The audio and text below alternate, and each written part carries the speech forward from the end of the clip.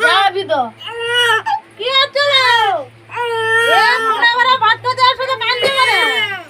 দুধ খাবে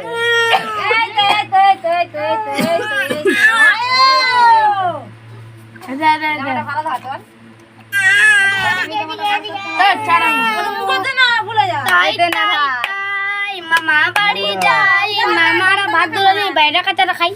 নুন দিলে নেই ডালে নুন দেওয়া দিয়েছে যদি কলাই তুল কলাই